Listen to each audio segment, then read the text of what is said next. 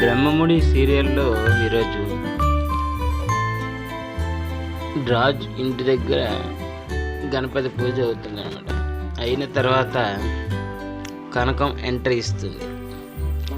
కనకం ఎంట్రీతో రుద్రాని ఎటకారంగా మాట్లాడుతుంది. ఇక్కడేమో నువ్వు వాయినాలు ఇస్తున్నారేమో అని అంటది. అయితే నేను కావ్య గురించి వచ్చాను అనుకుంటున్నాను. ఇక్కడ నా కూతురు లేకపోయినా పూజ జరిగింది. అది రామాయణంలో సీతాదేవి లేకపోయినా కాంస విగ్రహం పెట్టుకున్నట్టు మా కావ్య లేకపోయినా చీర గాజులు పెట్టుకొని పక్కన కూర్చున్న సాక్షిగా ఇంకా నిజ సత్యం చెప్పాలి అంటే అన్న మాటకి ఎటకారంగా ఏంటి